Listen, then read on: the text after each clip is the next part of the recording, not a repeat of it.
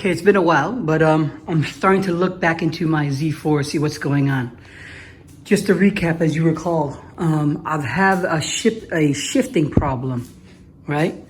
And to be honest with you, it started with when I had a problem where the car I couldn't shift at all. I couldn't go into gear. Likewise, my clutch felt like it was shot. So I got it home safe, thank goodness. But in reality, it never worked great or right since then, right? As you recall, I've taken everything apart and I've replaced the clutch.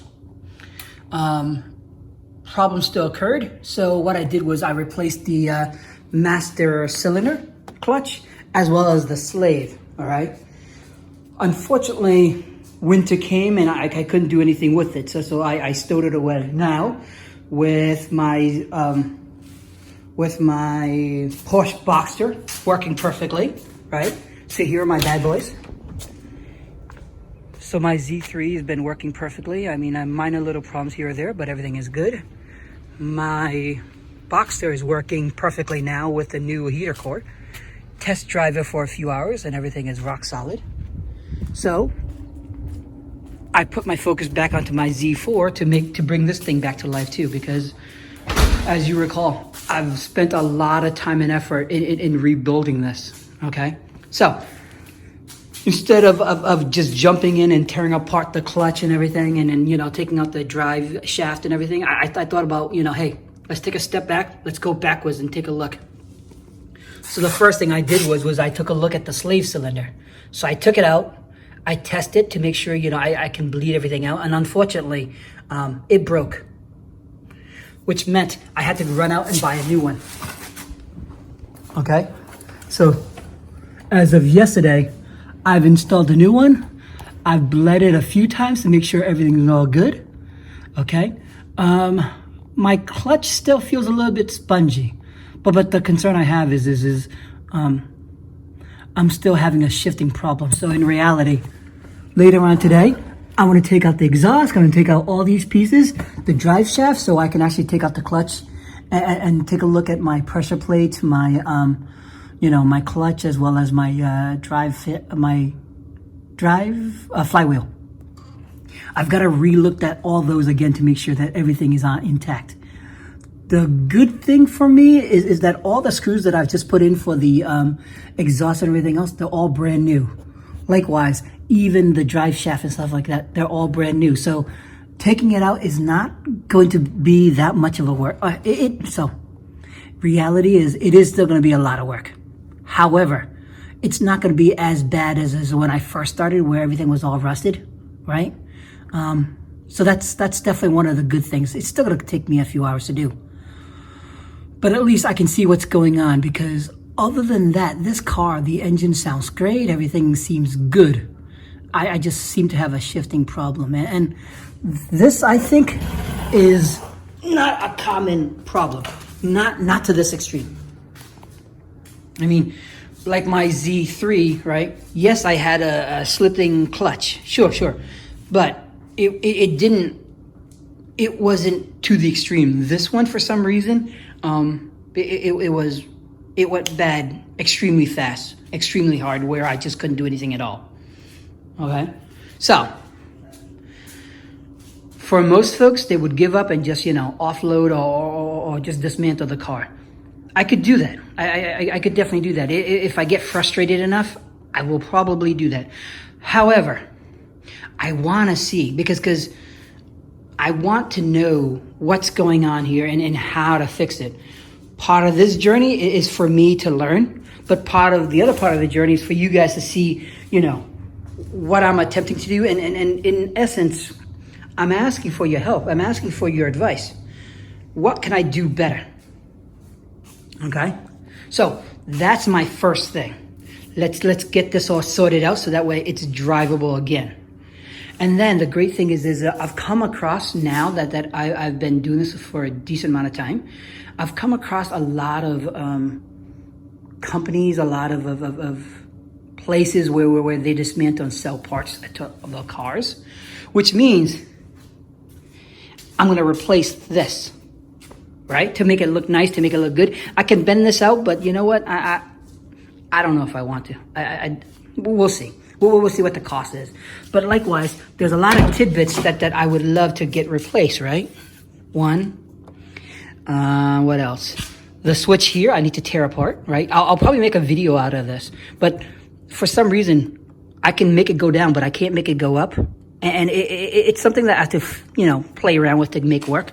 On the other side, it's working perfectly. So I know that the functionality of everything is all working. It's just that this controller could be bad. Now, it could be that, it's loose. Could be that, but it depends on how much it is. I'll open it up to take a look. If I can fix it, that's great. If I can't, I'll just replace it.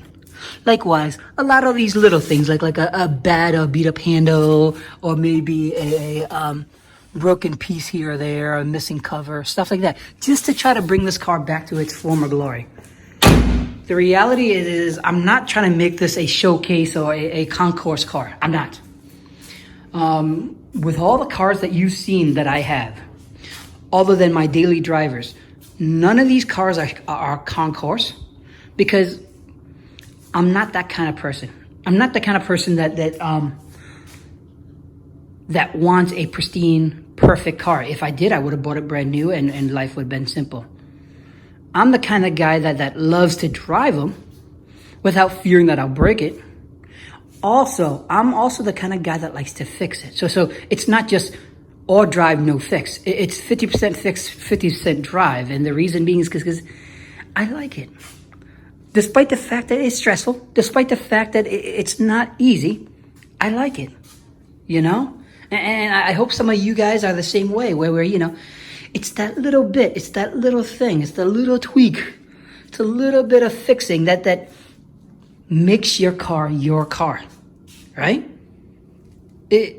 And I could be wrong, and you guys might not agree with me, and I could be crazy, but I just like it. All right, so there are a few people that I like to watch, Magnus Walker and stuff, and the theme that they have and the theme that I like is, every car is unique, every car is special, every car is you, or how you want your car to be, right? Yes, I can make this look stock. Yes, I can make this perfectly stock, and the value of it will be there. I get it. But for me is when I sit in the car, I want to feel that, hey, there's something of it that is me. Now, it could be something as silly as a front lip, dime a dozen, dirt cheap to buy, dirt easy to install. Some people don't like it, and some people love it. And for me, it was for this particular car, it actually looks good. Notice I didn't do it to my Porsche. I didn't do it to my Z3. I didn't. It just looked and felt perfect for here. And then there are other situations like the hood strap and stuff like that. If it wasn't for a broken latch, which I attempted to fix, if it wasn't for the broken latch, I would have still kept it, stock. However, the situation for here is that, okay, I need a new hood. Yeah, that's $200 or $300, and then life goes on, right? But I thought, well, here's an opportunity where I can do these hood locks, right? And it just felt good. It's not ideal. It's not right. I get it, and you guys hate it. I get it.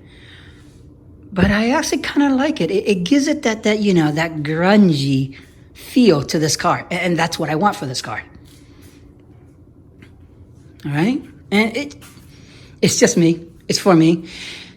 When I sell it off, it's probably gonna make it worth less than original. However, I'm hoping that I learned something from it, which I did, because I've never installed such pieces in any car, right?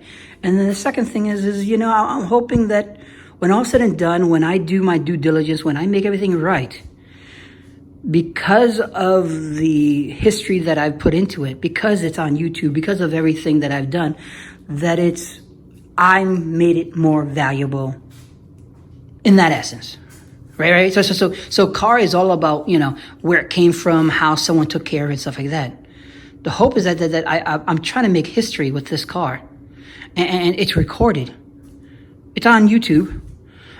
I'm not gonna delete it. I'll just make it available so that way everyone knows what's going on, right, about this car. But at the same time, it helps you with your cars as well. And along the way, I've met a lot of great folks who are also, you know, Z4 enthusiasts who help me get parts. You know, where they could have sold it to me, you know, on regular prices of, you know, substantial pricing, right? Instead, they knocked it off in half. Well, they knocked it off so that way it's affordable enough for me to bring this car back to life. Okay? So, I've done the Slave. I will start tearing apart. I'll start showing you guys more stuff, and then we can go from there. All right?